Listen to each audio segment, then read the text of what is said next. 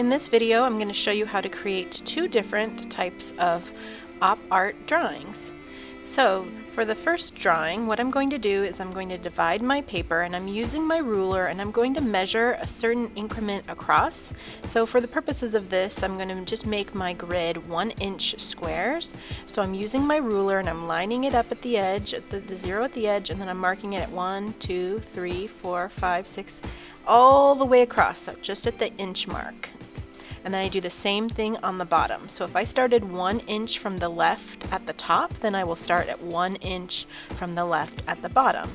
So that way I can connect my little hash marks to make the grid. But first I'm going to draw my circle, so you can use a template or you can free draw your circle.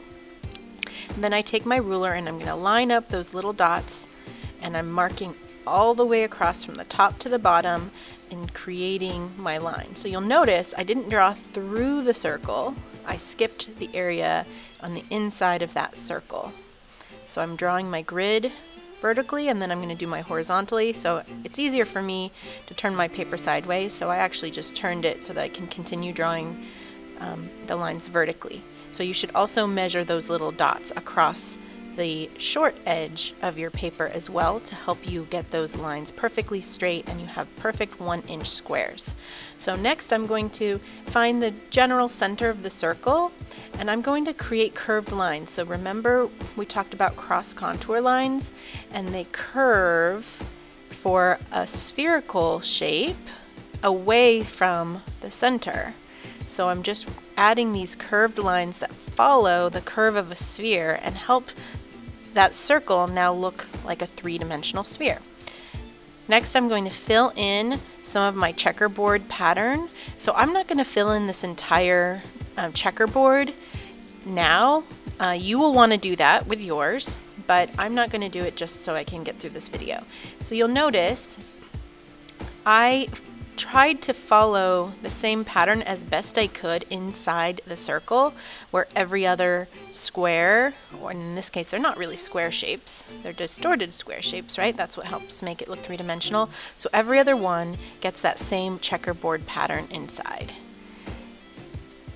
So I drew mine first starting out with marker, but for yours, you should start in pencil and then go over it with marker, or you could also use colored pencils instead of marker for this if you like.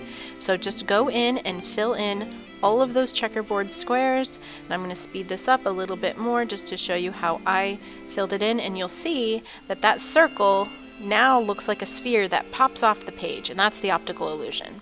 So for our next one, I'm just adding a curved line, and it can be any shape you want. It doesn't have to be the same curved line as mine. And I added 6 dots across the line, and they're about 2 inches apart, but it doesn't really matter. These don't have to be perfectly spaced. And then I just added more curves from dot to dot. So you can see now I'm just going in and adding even more curves. So I'm starting from the edge, from the corner where the two different curves meet, and I'm adding more and more curves. So some of these areas are going to have big curves, and then this one I might just do smaller curves, and I'm filling in between those different sets of curves. So it's all I'm doing is I'm filling in this entire paper with more and more curves. Now when we get to the bottom, the curves go the opposite direction as the top, but I just do the same exact effect where I'm just filling in the curves, and then that's it. We're done.